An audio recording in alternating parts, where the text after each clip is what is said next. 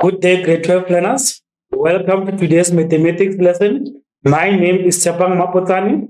This lesson is brought to you by the Northern Cape Department of Education in collaboration with Pagama Research and Development. Now, grade 12, in today's lesson, we are focusing on probability, and the topic for our probability in grade 12 is what is probability and counting principles.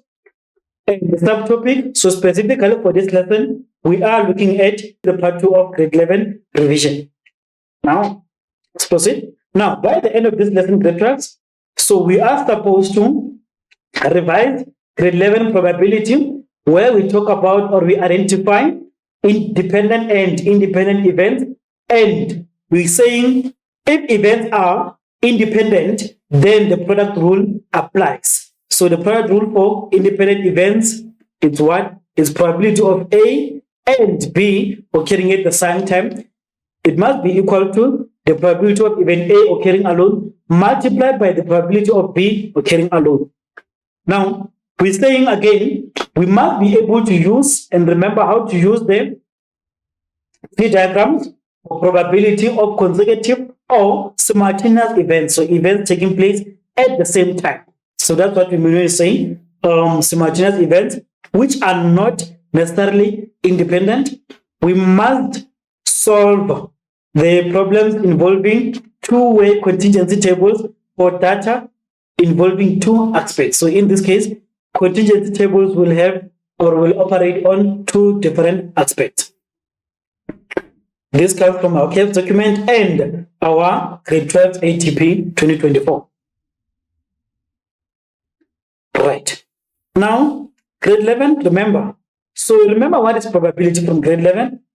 Probability, remember, we're saying under the probability from grade 11, we are saying you must remember how to identify dependent and independent events, and when events are independent again, we're saying the product rule will apply.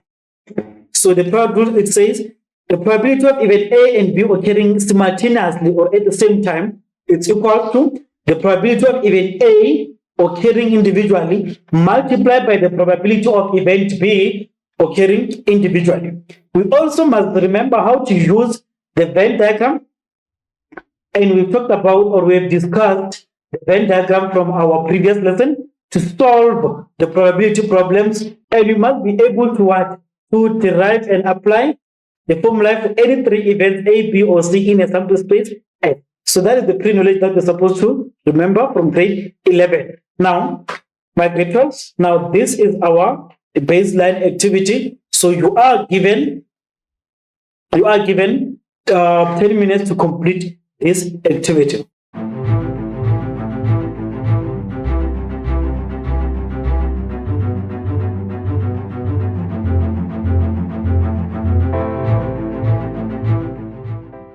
Right. Welcome back, grade 12. Now, let us now discuss the solutions to this activity. So we are told that two events A and B such that probability of node A is equal to 0.45, probability of B is equal to 0.3, probability of A or B is 0.685. Are events A and B independent? Justify your answer. Now let us look at this one. Number one. So number one is saying, are they independent? Now, if we want to know if the two events are independent, we must apply what we call a product rule. So in the product rule, we're saying the probability of A and B must be equal to the probability of A multiplied by the probability of B. So in this case, we're saying the probability of A and B. So we're saying we need to find the probability of A and B, and we will also find the probability of A alone, B alone, multiply them together. So the answers here and the answer here must be equal. If the answers are equal, then we're saying these two events are independent. Now let us look at what we have from our data then. Let's see what we have. So what we have is the following. We have probability of B. So I'm just going to look at the data from what we are looking for. Probability of B is given to us 0.3. What else do we have? We have the probability of not A, but we look for the probability of A. So that means we are given a complement of A. So what are we supposed to do? We need to use the complementary rule to find the probability of A. We are given A or B. We are given a probability of A or B as 0,685. Now, so what are we looking for? We are supposed to find probability of A and B. A and B, and we have to multiply these two again. So, to find A and B, we also must find the probability of A alone. Remember, probability of A, we are given the complement of A. So, probability of node A was given as 0,45. So, what do we do now? We now substitute to say 0,45 is equal to 1 minus probability of node A is 0,45 into 1 minus the probability of A event A occurring. Then if probability of event A, we solve for PA in that case, the probability of event A is now 0,55. So we now have the probability of event A 0,55. We can now say, okay, now let's make it for the probability of A and B. This we can multiply them together, we find the answer. Now, probability of A and B, we're going to use the addition rule. Why addition rule? Because we are given A or B. So we can use the addition rule in that case. Now, let's see. How do we deal with this one? Probability of A or B as it is given, it was 0,685. It's equal to probability of A. We found it from the complement of A, which was 0,55, plus the probability of B, which is 0,3. So probability of B was 0,3 again, minus the probability of A and B. Now let's find the probability of A and B in that case. We just transpose everything, or we just minus 0,3 minus 0,55, then divide by the negative there. Then we get probability of A and B as 0,165. So we have A and B now. So A and B in this case 0,6165. So we already have that as 0,165. Then we proceed. Then probability of A multiplied by the probability of event B occurring individually. This is to say A alone is 0,455 multiplied by B, which is 0,3. So A 0,55 multiplied by 0,3. Then what's the answer here? It's 0,165. So we can see that probability of A and B is 0,165. And the probability of A multiplied by probability of B is 0,165. So this is to say, we can say that both answers are equal. So we can say probability of A and B is equal to the probability of A multiplied by the probability of event B. So we can see both of them are equal. So both of them are 0,165 is equal to 0,165. So both of them are equal. Then both events are independent. Right, let's look at number 2. Number 2, we are told that we are given a Venn diagram. So in our Venn diagram, we are told that 12 learners watch netball, rugby and athletics. 25 learners watch rugby and athletics. 22 learners watch netball and athletics. 38 learners watch rugby. 5 learners watch only netball and rugby. 9 learners watch only netball. 4 learners only watch athletics. We can see that we are told this was the Venn diagram that was given to us. So the Venn diagram was given as it is right there. So from this Venn diagram, what are we supposed to do now? We are checking to say, all right, from our Venn diagram, we're given the 9, those numbers were given there. So those numbers were given. But now let's determine the values of A, B, or C. Where is A? A is in the intersection between A, N, and R. So A is in this intersection. So, but let's find out from the statement. We are told that 12 learners watch netball, rugby, and athletics. That means 12 is in the middle. Put 12 in the middle there. Then we are told that again, 25 learners watch rugby and athletics only. That means the intersection of rugby and athletics, the total of this intersection must be 25. The total for the intersection of N and A, 22 learners watch netball and athletics. So 22 learners is this intersection. It's for netball and athletics. So the whole of this intersection equals to 22. Now, then 8 learners watch rugby, 38 is all for rugby. Determine the value of A. A is in the intersection between A and N. So A, it is a value that excludes your middle intersection, which is the 12 there. That means on a total of that 22, we'll now take out the 12 and the remaining will be for A. Because the total must give us 22. So you can say 22 minus 12, it's equals to 10. So that is the value that we get in that case. So that's why we that is why we say 22 minus the 22 is for the whole of that intersection minus 12. 12 is a value that exists in the intersection because I want A alone, which is A excluding that intersection of 12 there. Then the answer is 10. So that when we could verify again, we say 12 plus 10 is 22, which is for the whole of that intersection. As I said, it must be equals to 22. Now, when you proceed, you go and say B. B it is the intersection between R and A. So in that intersection, the intersection between R and A, it consists of 12 again. So B, it is a value that excludes the 12 there in that intersection. That means 25 for total of the whole intersection minus any other value in the intersection to remain with B. Now, minus, you can see that the 12 also exists for that intersection as I just draw the circle there. That means it's going to be 25 minus the 12 again. It's how much? It's 13. So that when I say 12 plus 13, I get 25, which is the total for that intersection. C. Where is C? C is for rugby only. Now, how do we find C? We go to look at the sphere C. So C is found in the sphere for rugby. What are we told? In this sphere, we can see that this sphere for rugby, it also includes 5, it includes 12, it includes 13 there.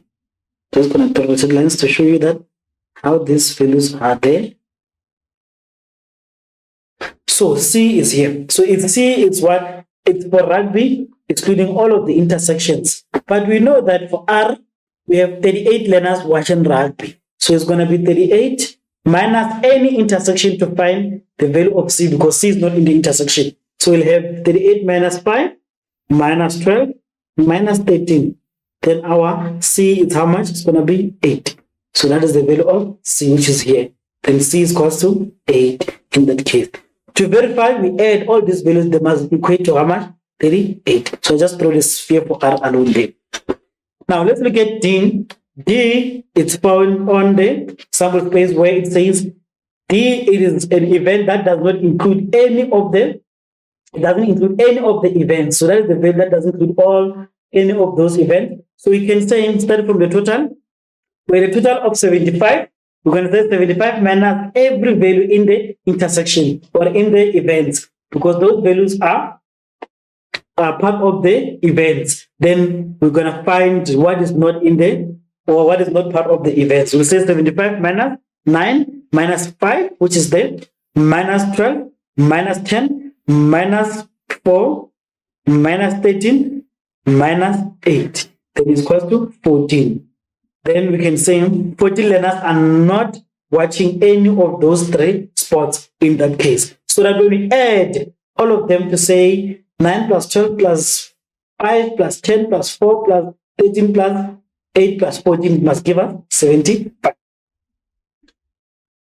Now let's look at number 2, or number 2b. Calculate the probability that a learner selected at random watches athletics or both netball and rugby. So the learner watches athletics. So athletics, we don't say athletics only, we just say athletics, meaning we are looking for the sphere of athletics there. Whether you watch athletics and netball, athletics and rugby, or athletics and netball and rugby. So we all include anything, everything in that sphere. So we'll now say probability of athletics is going to be 12, which is the 12 for all of them, plus 13, plus 10, plus 4. So that one of athletics is every value that is part of athletics. That's why I've drawn the sphere in that case. Then we have 39 over 75. then probability of N and R only, or both netball and rugby. So only netball and rugby. That means excluding athletics. That means for both of them at the same time. Not rugby alone, not netball alone. Not we say not this alone, not that alone. But both at the same time. So it's gonna be 5 over 75. 75 is our total. Then we can say, okay, the probability that a learner at random watches athletics with all other sports, or watches both netball and rugby. So we add these two together. So we'll just say to this one, we'll now say probability of athletics or probability of and rugby, netball and rugby is equals to 39 over 75 plus 5 over 75. Then we get 44. So our probability here is 44 over 75, which is 0.59. Right. Now let us look at this lesson now. Let's focus on this lesson. Now we're saying independent events are events that do not affect each other. That is to say, when events are independent, that means the probability of selecting a certain marble from a bag, it will not affect the other one. So in this case, independent events, when they don't affect each other, that means we are working with replacement. So that means whatever you take out, you return it to the bag. So we are working with what? With replacement. So those events are gonna be what? Independent. That means they don't affect. So when you say you are independent, it means you don't affect any other. You are just on your own. To say probability of picking the second one, if it's 50%, that means I have to return that so that the total remains the same. So in this case, the total remains the same. Why? Because we are with replacement. We're gonna take it back into the bag. So that means, e.g., choosing 2 colored marbles from a bag with replacement, thus the first choice doesn't affect the second choice. That means we are taking it back. So if the marbles were 5, probability of choosing maybe a pink marble is 2. Then after choosing that pink marble, you return them back into the bag. Maybe the other one will be 3 over 5, for example. So I'm just making an example in that case. That means the total will remain the same. To say we are replacing. Dependent events.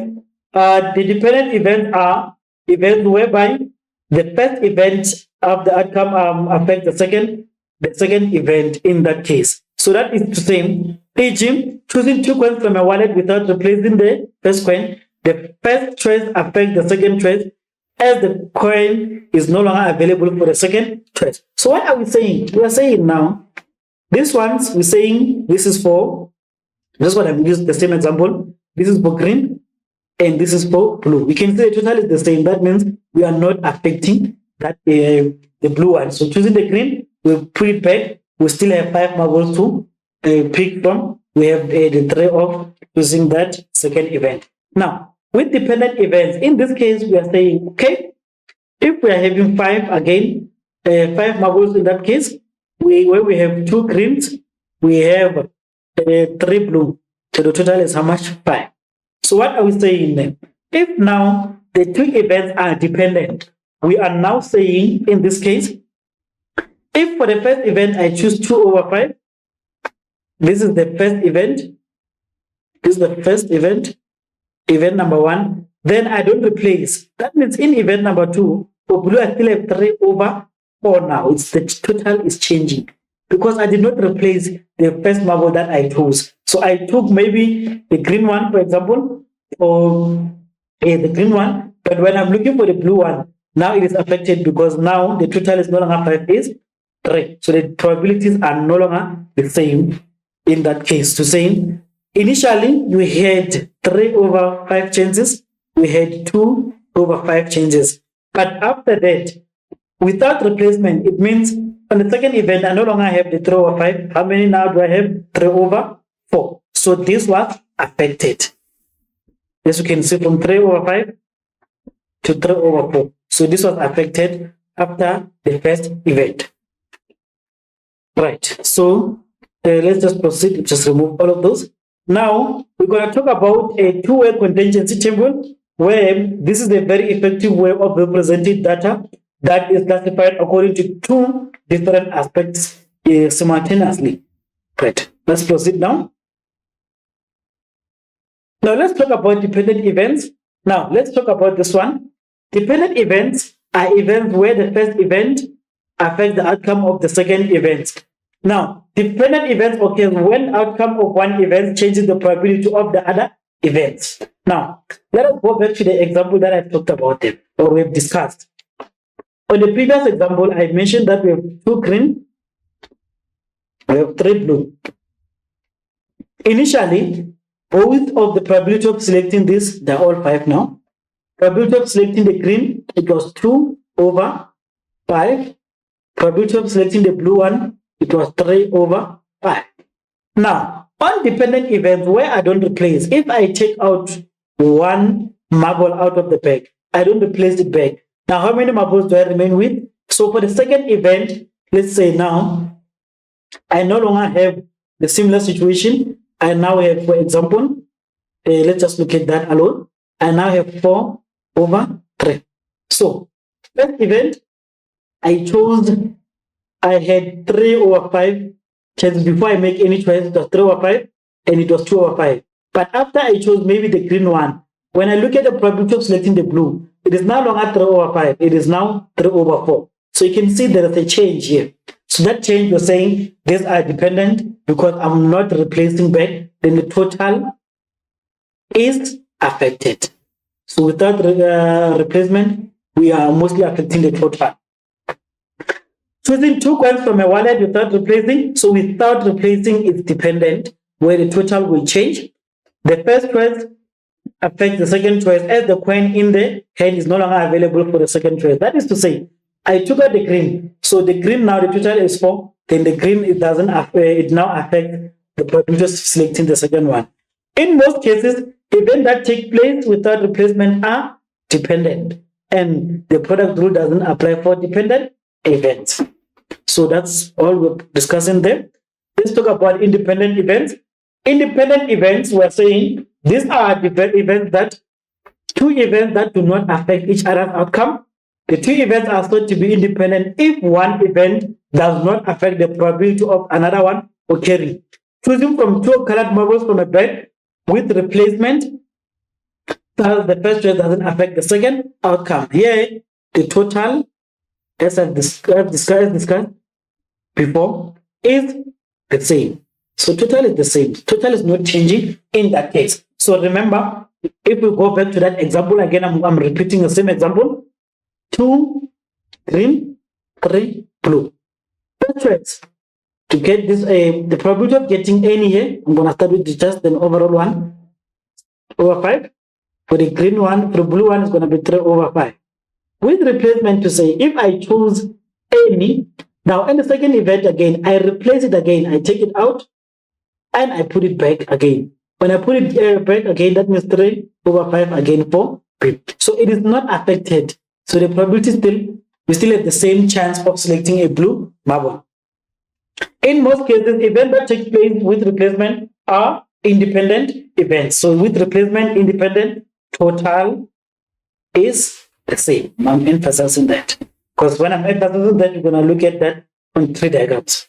The product rule applies to the events that are independent. This is the product rule. The probability of event A and B occurring simultaneously is equal to the probability of A occurring alone and the probability of B occurring alone. We multiply each other. When we multiply those probabilities, they must be the same as those 2 events occurring at the same time. That means if the answer here is 3, then the answer here is going to be 3.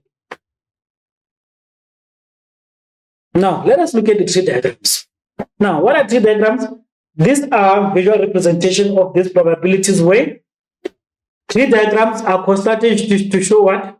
Are constructed to show all possible events. Mostly they illustrate the combination of events. So here they tell us about the combinations that where 2 events can take place at the same time. The 3 diagrams are useful to represent all the possible outcomes of 2 or more consecutive events. They can be used for dependent and independent events. Each branch shows the possible outcomes and each branch shows the probability. Each branch shows the possible outcome, and each branch also shows what the probability of that certain event. Now let's look at a tree diagram. When you construct the tree diagram, what are we doing? We are multiplying along the branches and add the probability moving down the branches at the end. When you add all of those probabilities, they must sum up to what? To 1. If they don't sum up to 1, that means your tree diagram is not properly constructed. Go back and check your question. So that's how we just verify. If we are to draw a tree diagram, after drawing the tree diagram, multiply along the branches, write the answers on the side, add all of those answers, they must equate to 1.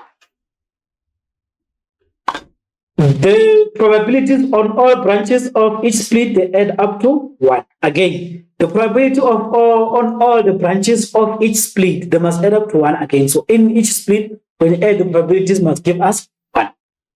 The final probabilities of all combined outcomes also add up to 1. So these are the ways that we can check if our tree diagram is constructed properly. So let's look at this. The tree diagram for 2 tosses of coin. First toss, you can only get a head or a tail. So a 50-50, so 0.5 and 0.5 of getting each event.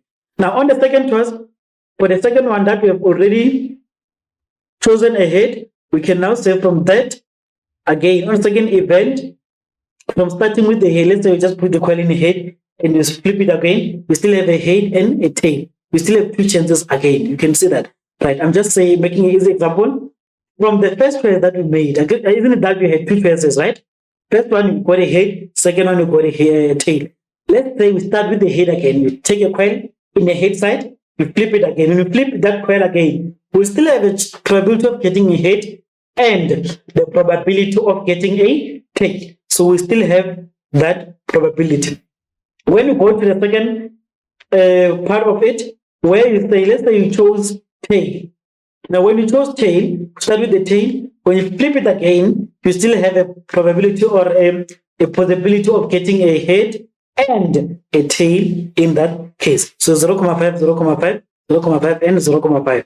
When we say each branches must give us 1, so that means when you add these two, 0.5 plus 0.5 is equals to 1. 0.5 plus 0.5 is equals to 1. 0.5 plus 0.5 is equals to 1. Now, this is the first condition that I've made to say it is correct, because after each branch, when you add the 2, they must give us 1.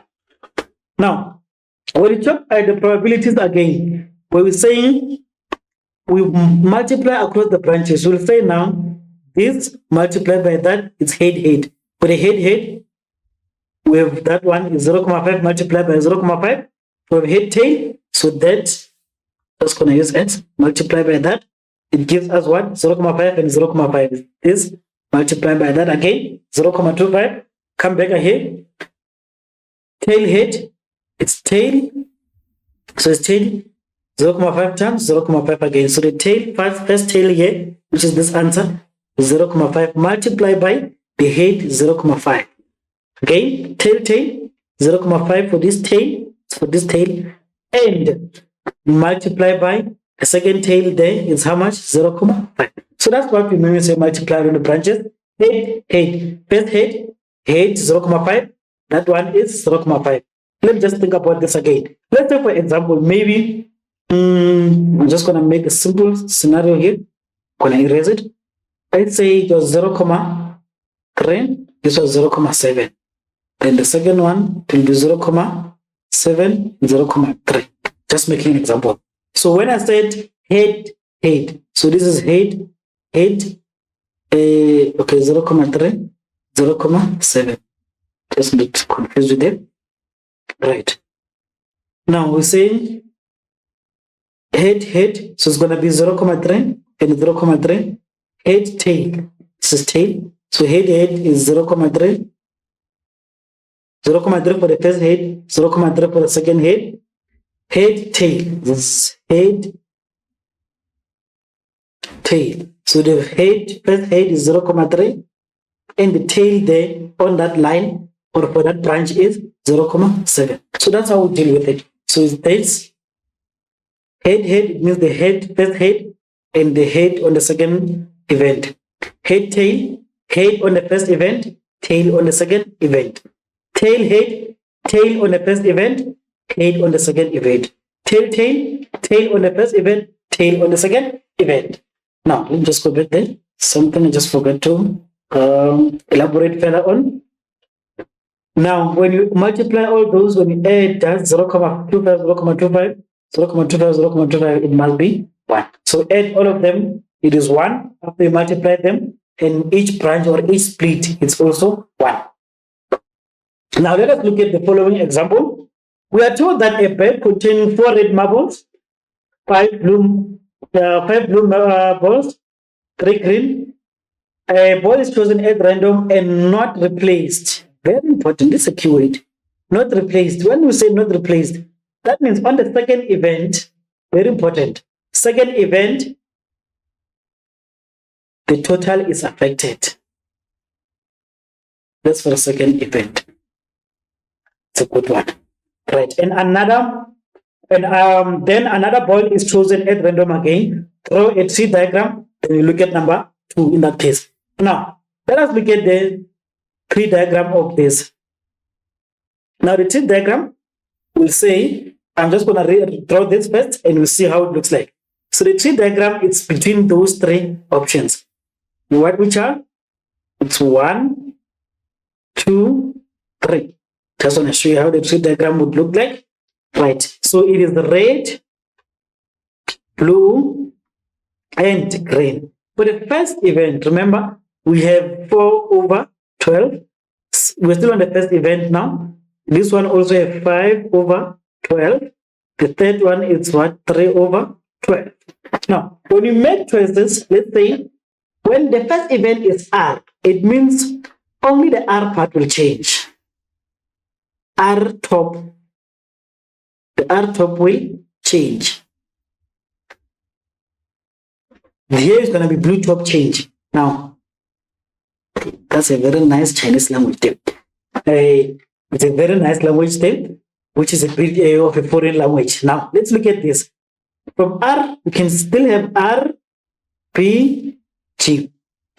Now, on the first one, when it said R, that means R is going to be affected, meaning for the second event. So, if you pick R, so this means if you pick R on the second one, what are we going to remain with? It's 3 red and over. Now I picked R already. No replacement. That means the total is changed for the second event. This is the first event. Remember, this is the first. Second is this one. So the total is changed. So it's going to be 3 over 11. Remember, the first R, it was only for the red one. The blue one is still 5 blue, but the total is changed. The green one is still how many? The green one is still 3 over 11. So consider the second event. All of the total for the second event will always be changed. Now, this is the red one.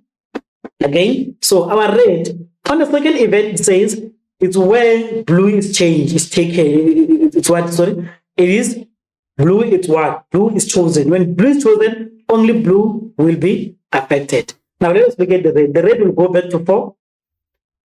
But remember, on the second event, it was no replacement. So the total remain affected.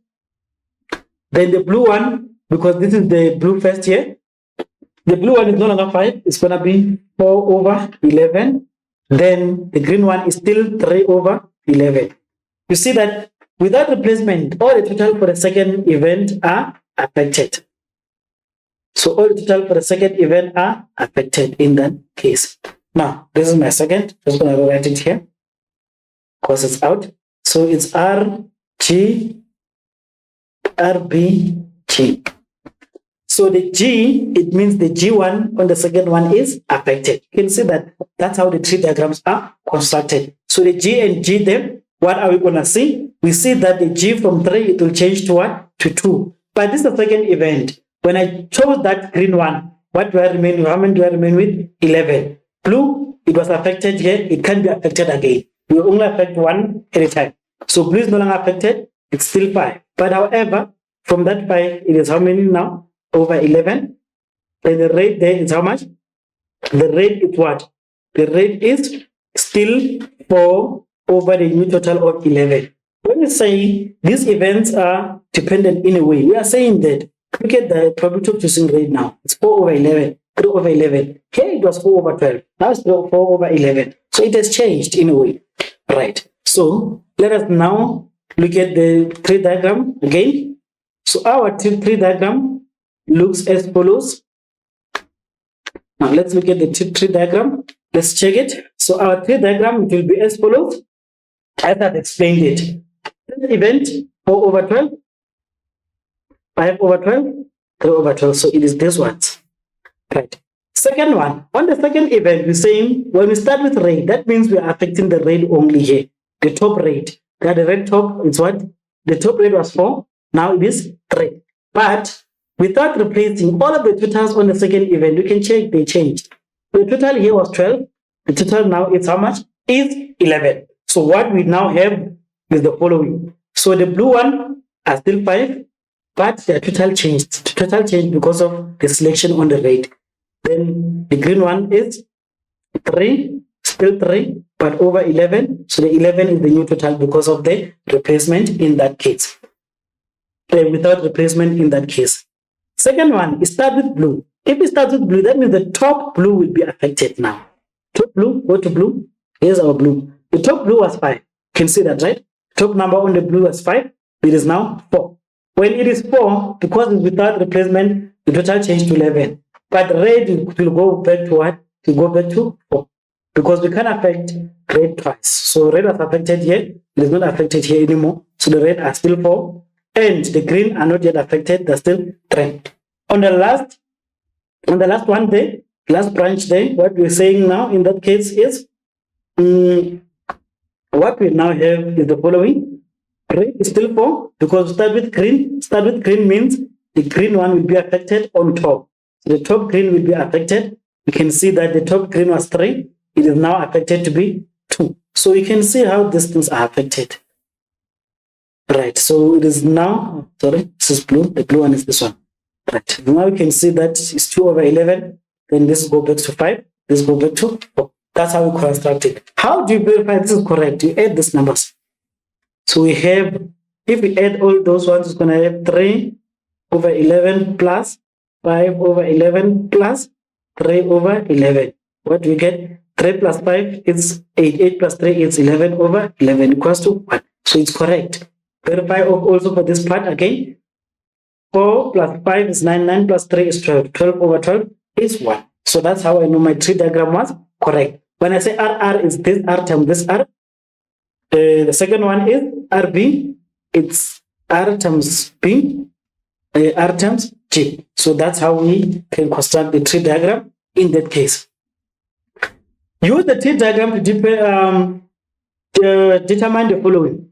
A blue metal ball is first drawn. So first blue, then the rest will follow. So it's blue and N because it's the first blue in that case. Now the first blue, it says you go to look at your possible events. The one that starts with blue is this one.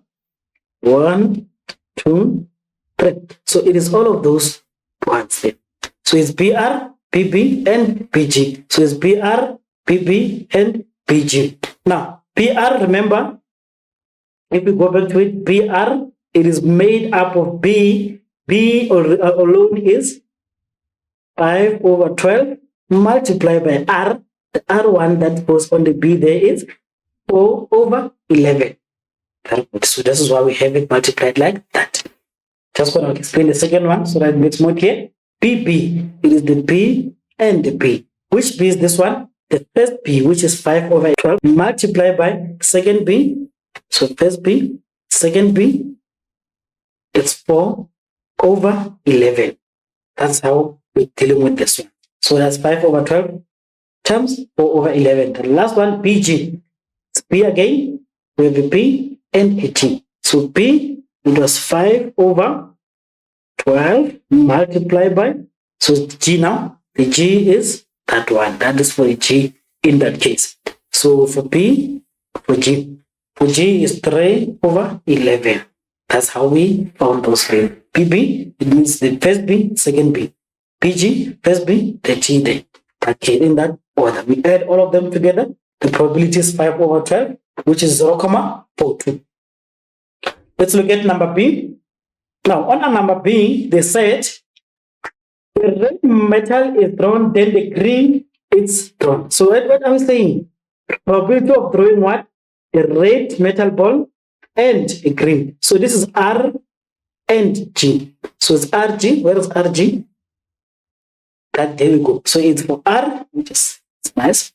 It's for R and for G. So for R and for G, for R, we know that RG, here's I found my RG, you can see it there. Now for our R, it was 4 over 12. So for R, it's 4 over 12 from the first, multiply by the G on the second there. So the G is 3 over 12, so the 3 over 11 corresponds to G there. So it's 3 over 11. There we go. Then we multiply the two together because that's the probability we are looking for. So it's probability of RG is equal to probability of RG. Okay. Probability of RG is R 4 over 12 multiplied for the G is 3 over 11, which is 1 over 11, which is 0.09. Let us look at number C. So number C, this is number C. Use the tree diagram to show us two metal balls of the same color are drawn. Interesting. Metal balls of the same color. So same color is red. So the same color. Another same color, blue. And the last one is green. So how do we do them? So probability of RR, PP, green. So RR, first R and second R, all the times. So RR is this R and that R. So it's R. First R, it was 4 over 12 multiplied by the second R is that one of 3 over 11. Then we go to PB. First B, that's our first B there. So it's 5 over 12. Just explaining that 5 over 12 there. Multiplied by the second B, it's PB. Same colors drawn. Second B, it is what? It is 4 over 11. Go to the third one. The last one is GG. So the GG is green. So the green. So the first green is 3 over 12 multiplied by the second green is 2 over 11. So it's 2 over 11. So I'm just explaining to us how these are coming from. Right. Then we just add all of those together. Put it in the calculator as it looks. Then you get 19 over 66, which is 0.29. Now, our grade 12s. Now I'm going to give you 10 minutes to complete this activity.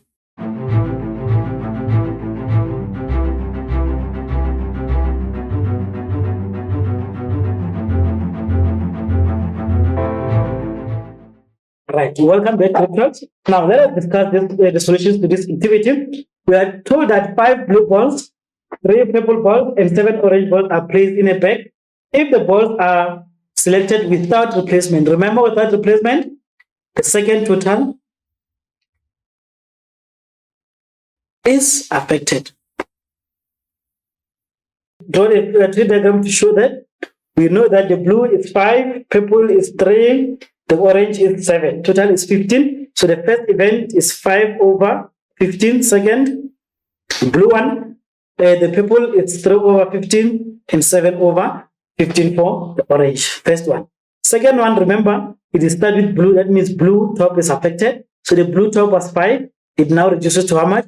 To 4. Then it's 4 over 14. Why 14 here? Because it is without replacement. It's no longer 15. The first was 15. Because it's without replacement, the total for the second will be how much? 14 in all of them. Then this is our tree diagram, and that's how it looks. So this one is affected. The P is no longer affected. The top of the O's are not affected. Second one, it says P. So it's P top is affected. The P top was 3. It is now how much?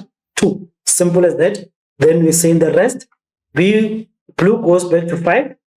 And the top of the gray orange one goes back to 7 again. Now we go to the last one, orange. That means orange is affected first. Then orange was 7. It is now 6. Then the purple one has been affected here. It can be affected again.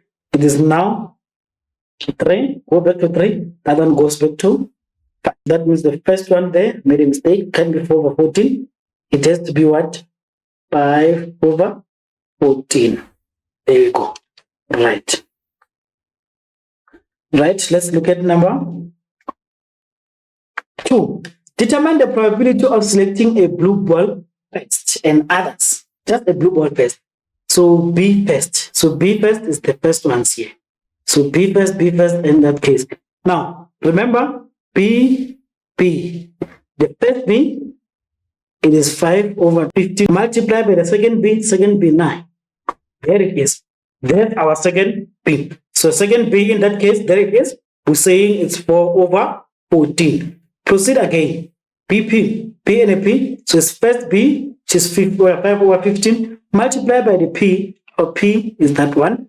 Then the BO, so it's first B, the first B is 5 over 15. We have B there. The second one is O. The O there, it belongs to that. It's 7 over 14. Then we multiply them together. In that case, we add them, then we get probabilities 1 over 3, which is 0.33 in that case. Remember, just something that I forgot to inform you. Remember, when you add these probabilities, must give us 1. When I add up this one, it's going to be what? It's going to be 1. Because 7 plus 3 is 7. 7 plus 1 is 14. 17 over 14 is 1. So when you add all of this here, to verify if this is correct, must be 1. Right. Now, let us look at the second one. Determine the probability of the second ball being purple. Second ball being purple. That's the first one. Second ball being purple. That one. Second ball being purple. So those are the ones we have. It's what is BP. We have PP. We have OP. So second one. So where the P is on the second here. That's what I'm saying. So BP, remember BP, it means P for the first. Because it's first B, then multiply with P. P is 3 over 14. Continuously PP, it's going to be first P, which is 3 over 15. Second P is 2 over 14. Again, OP, O, it's 5 over 15. Multiply by P. So what is P there? In this one, our P can be 6 over 15. P here, OP, is what? It is not 6, it's 3. Let me see. It is 3 over 14. It's not 6 over 14. It's 3 over 14 in that case. You can check the answer there if this is correct. Now we're gonna proceed in that case. Right. Let's go to number 4. Determine the probability of selecting 2 orange balls. So it's OO. So it's the last one there. So it's O and O. The first O is 7 over 15 multiplied by the second one is 6 over 14. Okay, now I can swear to the 6 over 14 form because I'm typing error there. It's equals to now 7 over 15 for the first O. Second one is 6 over 14. Then you have 0.2. Right. Now let's look at contingency tables. Remember, the two-way contingency tables are statistical tables that show the relationship between 2 or more variables. Now, in these tables, what are we saying? We use rows for categories of one aspect and columns for the other aspect. So in that case, one category, maybe grade 12 and doing maths, grade 12, one side learners, then maths other side. So that's how it's going to be. One variable, the other variable. Right?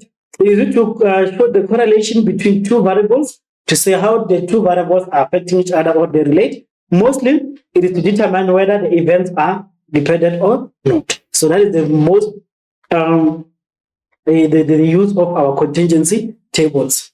Right. Now let us work with them. How do they work? Now with contingency tables, I'll just go back.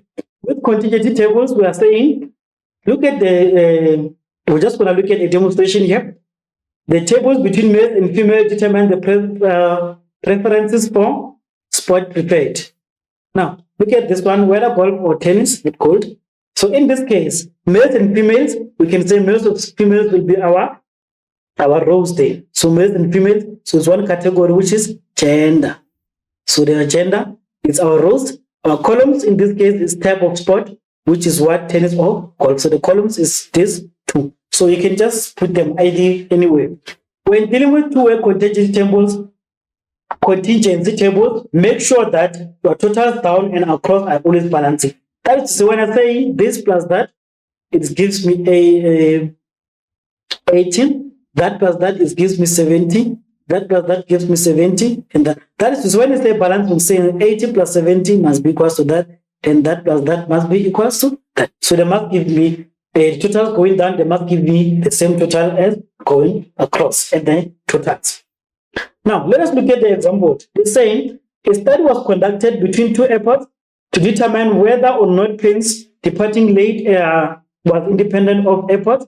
Based on the result, the contingency table was drawn below. Fill in the missing values in the table. Now, let's check how we're going to fill in the missing values. Now, how do we fill them in? Remember, we're given the 450 and we're given that. Remember, when you add them, they must give me 600. That means I'll say 600 for the first part there. I'll say 600 minus 450. Then what is my answer? 150. So 150 is the one that goes there. So when I add them, they give me 600. Here I was given the 2 here. So I'll just say 400 minus 300. I get 100.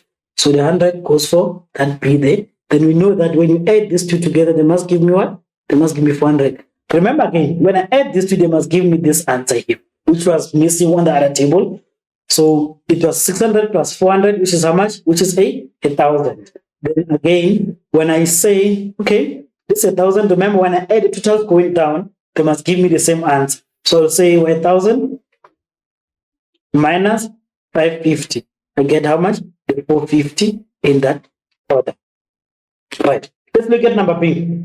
Number B, what are we told? We are told determine the probability of the planes departing late. So that's probability of late.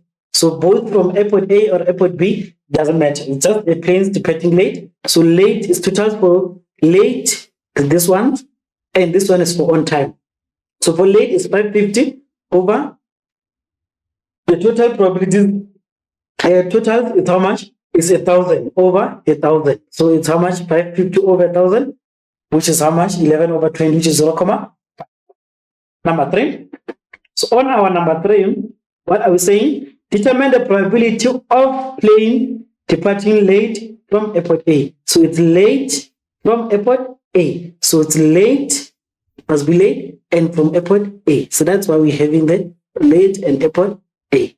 So that's what we're dealing with in that case. So it's 450 over 600. So it's late and airport A only in that case. So it's late and airport A. Remember, I can't say over 1,000 because this also includes for airport B. So it's just late for airport A, only for a certain airport. We're not talking about the other airport. So late from airport A, so late. Total for A is 600. Then how many are late? It's 450 of them. 150 on time. So that's late. Already that we use that one to say to show that event has already occurred. So it's probability of event A occurred, probability of getting airport A given that late has already occurred. So it means A late slash airport A. So it's the probability of what? Event airport A given that it is already late. So that is how we do it. So it's 450 over 600. We get 0.75. Number 4, determine the probability of the plane departing late from airport B. So late from airport B, so only for airport B and late. So late is 100. So airport B is 100. So it's already late, it's late. So probability of airport B, given that late, the plane is already late, so it's late and from airport B. So remember, we can't use the total because it already has airport A. So we're only focusing on airport B. It's late over that, which is 4 over 100, which is 0.25. The last number 5. The manager claims that the probability of the plane departing late is independent of the airport that it departs from. Is the manager correct? So we're talking about independent events. For the event to be independent, remember, probability of A and B occurring, it must be equal to the probability of A alone occurring and B alone occurring. So it's probability of airport A and late. So it's the same. A manager claims that airport A claims that the probability of plane departing late is independent of the airport it is from. Is the manager correct? So probability of open A and open B. So probability of open A and late is how much? Is 450 over what? Over 1,000. So it's probability of open A and late. So we got the first one there. Then the second one is 0.45. Now, probability of open A alone and the total probability of late. So of open A, total is 600. So 600 over 1,000. So it's this one of open A. Then multiply by the probability of late. So late is 550 there. So this is our late one, 550 over 1,000. Then it's equal to 0.33. The manager is incorrect because the answers are not equal. So you can see probability of A and late, it's not equals to the probability of A multiplied by the probability of late alone. Probability of A is 600 and probability of late alone is 550. Now, get us. You are given 7 minutes to complete this activity.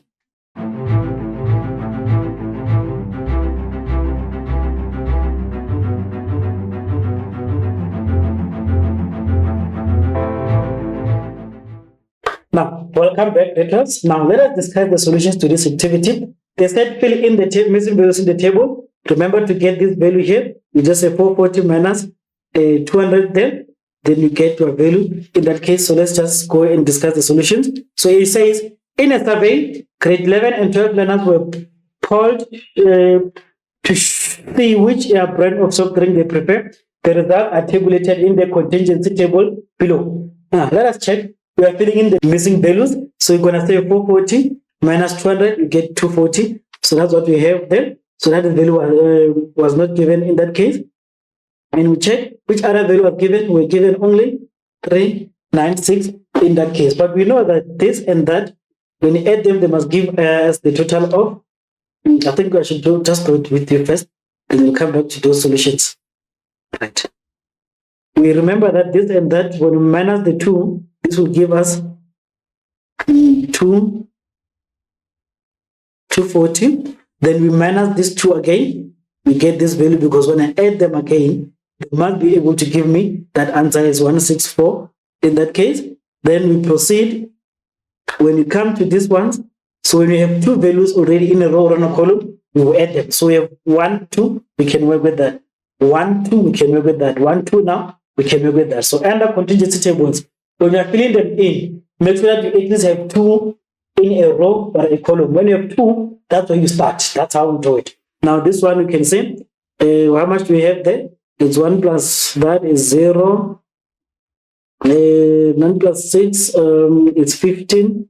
Then you carry the 1 there, it's 250 in that case. Then we add the 2 again there. Then we get the total. Remember, now I have 2. I can add this 2 to get a total here. I can also get this 2 to get a total there. Right. So let's just discuss the solutions quickly and see how this was done. Like I said, so this was done to say that plus that is what? 0. 6 plus 9 plus 6. Carry 1 there. Carry 1 there. Then you say plus what is how much plus 60. Then whenever I have 2 values, as I had these 2, I add them together, I get that. I already had these 2, I add them together, I get this. And I verify if I add across and I add going down, the answers are the same. Let's look at number 2. Number 2 says determine the probability of selecting a grade 12 learner. So just selecting a grade 12 learner, we're saying it's grade 12 learner. So the probability of grade 12 is just 360 all over. It doesn't matter which brand they like, over the total, which is 800, which is 0.45. That is done for that one. Number 3. So number 3, it says determine the probability of selecting a learner that likes brand A. So brand A. Where's brand A? That's my brand A. So the probability of selecting the learner in brand A is what?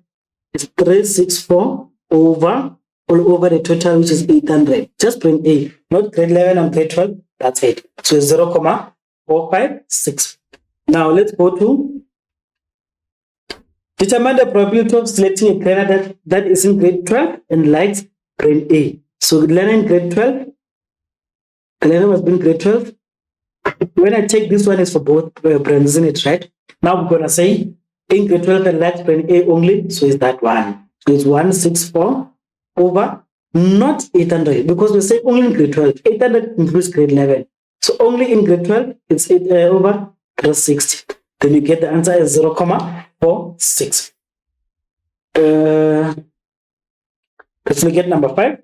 Is the learner's preference for brand A independent of the grade 12? So all the relevant calculation. So it is the probability of grade 12 and brand A, because they say if the learner's preference for brand A independent of grade 12. You can see these are always, when you're dealing with this in the exam, underline the values that are or the variables that are mentioned. They mentioned brand A, they've underlined it, and grade 12. So brand A and grade 12. That's what I'm looking at. So when I say the probability of grade 12 and brand A occurring at the same time, I'm gonna write it down here.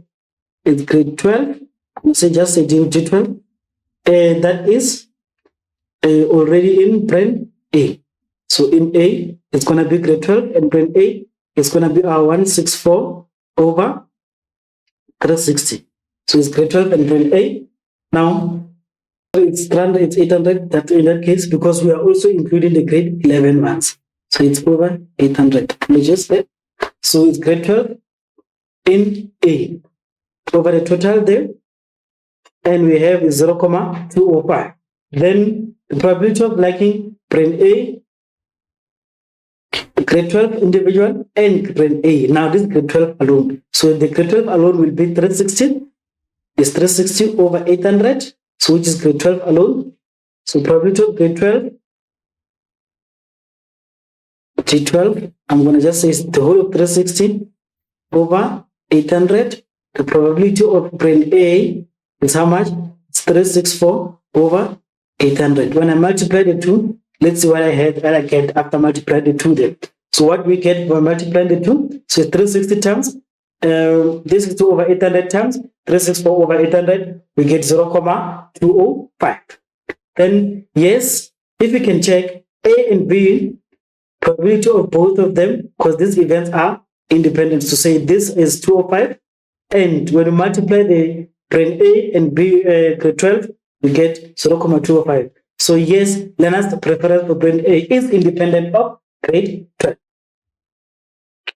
Right. Now grade 12, this is our homework. So I'll give you 5 minutes to write down the homework, and this will be marked in our next lesson.